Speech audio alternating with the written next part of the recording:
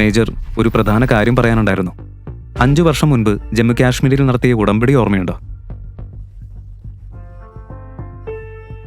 ആ ആളുകള് അതിപ്പോ തകർത്തു. അവരെപ്പോൾ വേണമെങ്കിലും ആക്രമിക്കും. നിങ്ങൾ ഇപ്പൊ തന്നെ ഞങ്ങളുടെ കൂടെ തിരിച്ചു വരണം.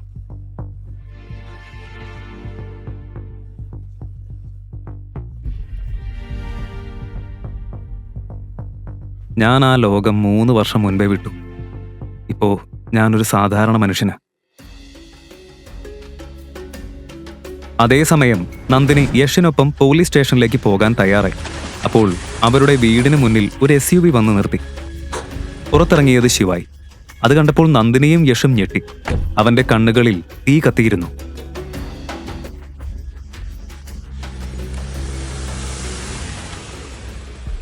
നീ നന്ദിനി, 12 വർഷം മുൻപ് സെൻട്രൽ സ്ട്രീറ്റിൽ നടന്ന സംഭവം നിനക്ക് ഓർമ്മയില്ലേ? ആ കിഡ്നാപ്പിംഗ്, ആ ബർത്ത്ഡേ, ഒന്നും ഓർമ്മയില്ലേ? നിനക്കെന്താ വട്ടായോ? ജയിലിൽ കിട്ടിയ അടിയില് തലയ്ക്ക് വല്ലതും പറ്റിയോ? നീ ഇവിടെ എങ്ങനെ എത്തി? ആരാ നിന്റെ ജാമ്യം എടുത്തത്? എന്ത്, എങ്ങനെ, എപ്പോൾ? അതിനെക്കുറിച്ചൊന്നും ഇപ്പോൾ നിന്നോട് സംസാരിക്കാൻ ഞാൻ ആഗ്രഹിക്കുന്നില്ല. ജീവിതം എന്നെ വലിയൊരു പാഠം പഠിപ്പിച്ചു. നിന്റെ അപമാനം തന്നെയാണ് എനിക്ക് പാഠം പഠിപ്പിച്ചത്. ഇന്നലെ നീ അങ്ങനെ പറഞ്ഞില്ലായിരുന്നെങ്കിൽ എനിക്കത് മനസ്സിലാവില്ലായിരുന്നു. നിന്റെ ഇന്നത്തെ സ്ഥിതിക്ക് കാരണം നീ തന്നെയാ, ഞാനല്ല. ഞാൻ നിന്നെ പുറത്തു കൊണ്ടുവരാനിരിക്കെ നീ ഇതാ വന്നിരിക്കുന്നു.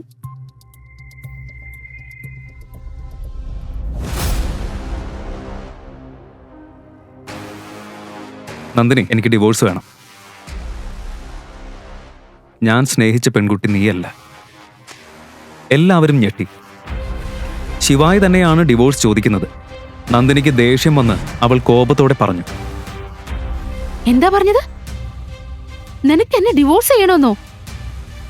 എന്റെ സ്ഥാനം നിന്റെ നിലയിൽ നിന്ന് നിരവധി മടങ്ങ് ഉയർന്നതാ.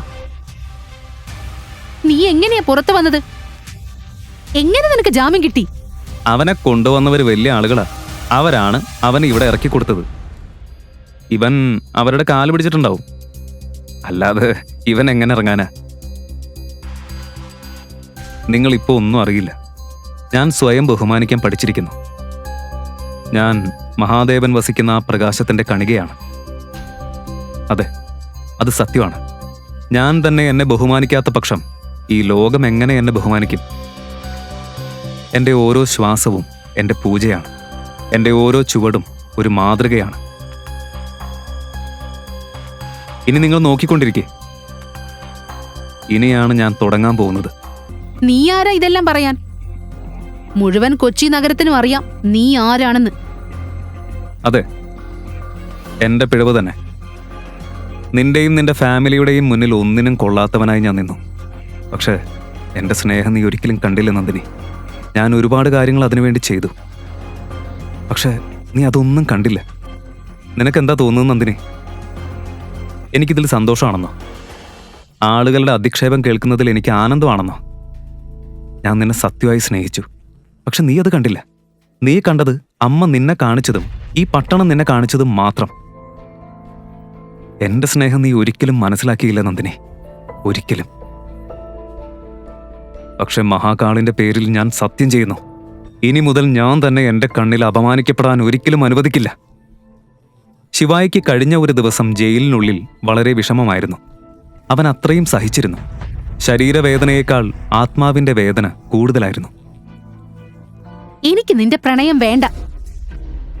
ആദ്യ ദിനം മുതൽ ഞാൻ നിന്നെ വെറുത്തു.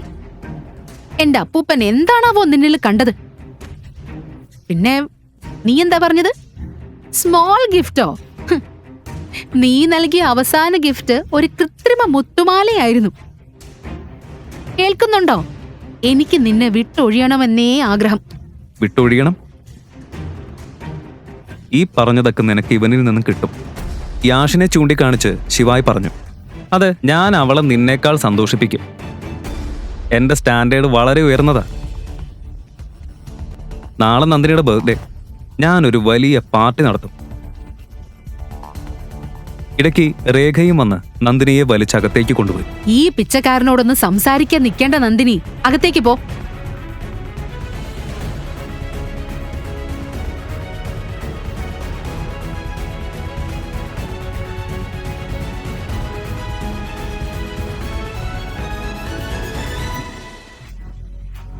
യാഷും ശിവായിയും നേർക്കുനേർ നിന്നു. യാഷ് അല്പം ഭയപ്പെട്ടു. പിന്നെ നന്ദിനിയെ വിളിച്ചു. ശരി നന്ദിനി, ഞാൻ നാളെ വരാം.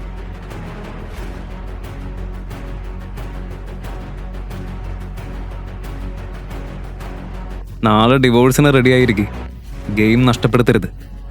അവൻ അവിടെ നിന്ന് ചിന്തിച്ചു. പണം എന്നതിന് ഇത്ര ശക്തിയുണ്ടോ? അത് ഏത് മനുഷ്യനെയും മാറ്റിയിടുമോ? ഇന്നത്തെ കാലത്ത് ആരും സ്നേഹത്തെക്കുറിച്ച് കരുതുന്നില്ലേ? പക്ഷെ ശിവായി വഴിമാറിപ്പോകുന്ന ആളല്ല. ഈ ചോദ്യങ്ങൾക്ക് അവൻ മറുപടി കണ്ടെത്തും. ഒടുവിൽ ശിവായി ഒരു കളിക്കാരൻ, തോൽവി അറിയാത്ത, ഒരു ഭയമില്ലാത്ത കളിക്കാരൻ.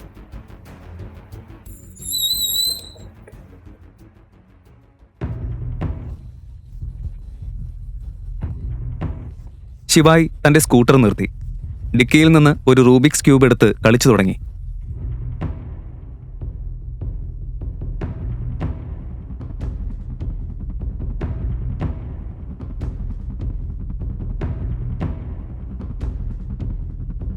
അവന്റെ കണ്ണിൽ ഒരു തിളക്കം തെളിഞ്ഞു.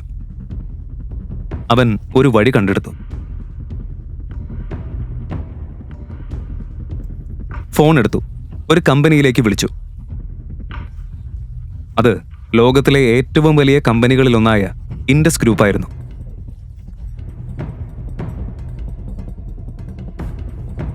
ഹലോ, മിസ്റ്റർ ദിനേഷിനെ കിട്ടോ? അതെ, സംസാരിക്കുന്നത് ഞാൻ തന്നെ. ഇത് ഞാനാണ്, ശിവായി മഹേശ്വരി.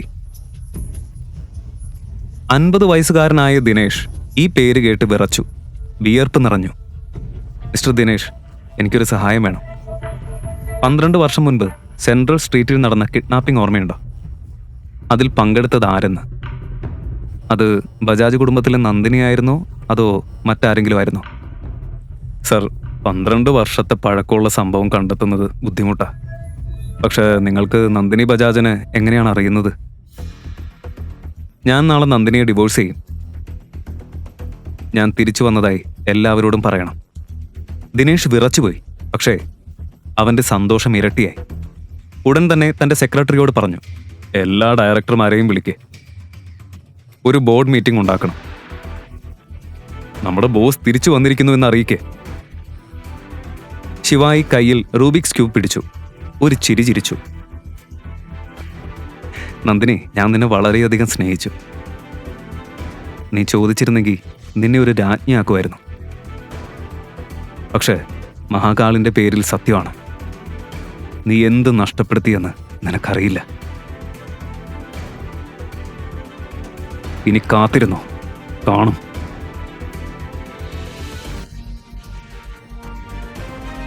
ഗെയിം ഇപ്പോഴാണ് ആരംഭിക്കുന്നത്. Download Pocket FM app. Link in description.